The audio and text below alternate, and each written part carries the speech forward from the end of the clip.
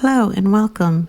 So I was hoping to be able to cover the entire story before Chapter 7 drops, which is tomorrow, actually at 7:30 server time on Wednesday. So Chapter 7 comes out in just a few hours. But there's just too much story to go over. So I'm going to just go over basic world building in Chapter 1 today, and we'll see how quickly I can get through the rest.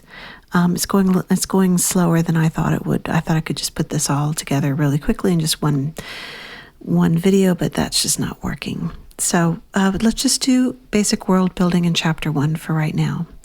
So Nikki's a girl from Earth who is summoned to another world called Mirrorland by Queen Nanari. In Mirrorland, it's the year 680 when she's summoned by Queen Nanari, when she's summoned from Earth to Mirrorland by Queen Nanari. And this all happened in the previous installment of the Nikki franchise, Love Nikki. So now we're in the fourth and current installment of the game, Shining Nikki. And in this game, Nikki has gone back in time in Mirrorland 680 years to Mirrorland year 0. There was catastrophic floods in the year 680 that destroyed Mirrorland, and Nikki has gone back in time to save the world. And she has taken you, the player, with her. So in this installment, the player actually has a role to play.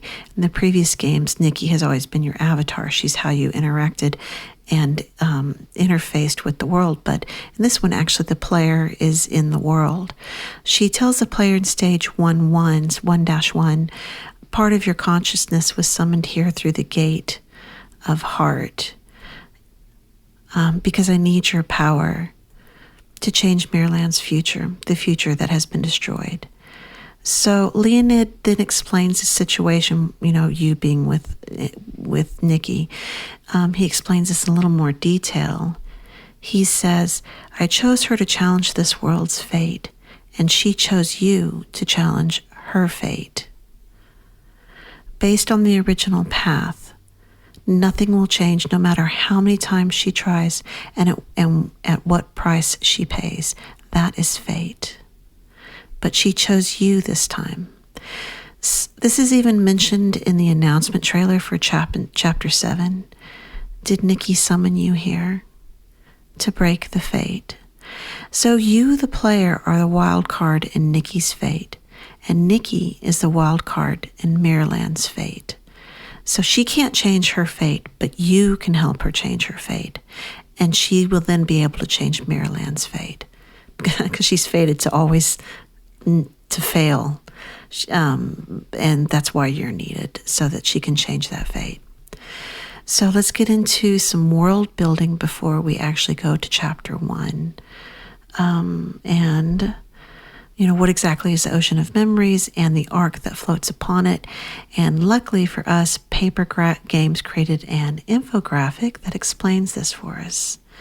So the Ocean of Memories is an ocean of all memories and emotions of the entire humanity, given shape by thoughts between some conscious and the collective unconscious and pulled into one vast body of metaphysical water. The Ocean of Memories exists in a place beyond all known worlds with unfathomable power lurking beneath its surface. So it's a very powerful place, and also it seems to exist beyond the world. So even when the universe ends, which Leonid's saying it's going to happen, all worlds will come to an end, this place will still exist. And the ark, Leonid, the mysterious designer, created this floating architecture in the middle of the Ocean of Memories and named it the Ark. It's the one and only nexus that ties all the worlds to the ocean.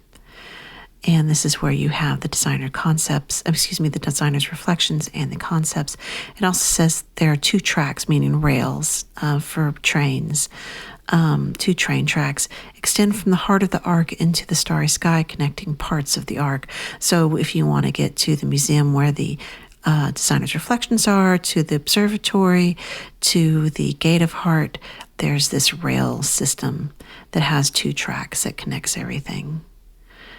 And then we come to the designer's reflection. This is very interesting. Each set talking about the suit, the outfit. Each suit represents a unique memory. These reflections of designers are stored in the ark, forever floating in the ocean of memories. Now here's the interesting part. Reflections are memories of designers becoming sentient over time. Powerful reflections can even interfere with human minds. So that's the designer's reflection. That's super important. And then here's concepts. Concepts are a condensed form of human consciousness in the ocean of memories. They are born of special emotions, experiments, and fragments of memories and float around in the ocean in an appearance that resembles pieces of ice. Concepts contain powerful emotions, which are released when a resonance occurs between a designer's reflection and emotions frozen in a concept. So these are kind of the ideas that are behind the elements of our gameplay. So now that we've read the infographic, let's take a look at a picture of the ocean of memories. So, and the ark that floats upon it, floats on it, that Leonid made, the ark that floats on this ocean of memories. So if we zoom in, we can see here's the observatory right here, where Leonid is sitting in Nikki's memories. And by the way, we, the player in the game, have never met Leonid. The Leonid that you speak with during the game is a memory of him in Nikki's mind. So that's not actually, like I said, we never actually have met Leonid. I'm one of the memories floating in the endless sea. I only exist by attaching myself to a stylus mind. So we've never actually met Leonid. We've just met Nikki's 6-year-old memory of him as her teacher. If we zoom in, I think this building is probably the museum that contains the designer's reflections, but I could be wrong. I mean, this is definitely the observatory, because you can see there on the top. That's a guess for me on that one. I'm reading my notes. And then as we come over here, you can see there's the tracks. One of the tracks anyway, there's 2 of them that connects the various parts of the ark. And here you can see some ice crystals. I don't know if those are supposed to be the concepts. And these giant waves, it reminds me of, we're going through Pinnacle Battle, and there's supposed to be giant waves that Nightbane attacks the ark with. But anyways, I don't think that's what's going on here, but there's ice crystals. I don't know if those are supposed to be the concepts. So, and here's the gate right there where the heart is. That's the gate of heart where we enter and exit the ark. And we can go look at a description of it. Nope, that's him. Here we go. Gate of heart is in the middle of the ark. Under the gate of heart and the surface of the ocean is the power and core of the ark. The heart-shaped prism is called the heart of the ark. It spins and reflects images and memories from the ocean of memories. So when they're talking about the gate of heart, it's that guy right there. You can see the heart-shaped crystal. The gate is also mentioned in the Chapter 7 trailer, if we go take a look at that. This is where she was saying that you were summoned. Part of your consciousness was also summoned through the gate of heart. And here's the screenshots from the trailer, the Chapter 7 trailer. And it says, all of those unknown sides are lurking in the darkness, waiting for the gate to open. And I do think this is referencing the gate of heart because Nikki uses similar language in stage 1-1. The gate of heart is about to open. I don't know what that means. I'm just saying it's referenced a couple of times. So we had to start with the Ark and Designer's Reflections because we're going to end with the Ark and Designer's Reflections. They're very important to the story. So, and I'm not just talking about gameplay. They're actually important to the lore. Like they're elements of the story, important elements of the story. So let's start. There's more. That's the basic. We started with world building. We're going to continue world building in chapter 1. So in chapter 1, when Nikki first wakes up, her memories are fragmented and she can't remember what happened. Over the course of chapter 1, she remembers Mirrorland being destroyed, and she remembers Leonid as her teacher, and not only her teacher, but as the destroyer of Mirrorland. Although Leonid does debate her on this,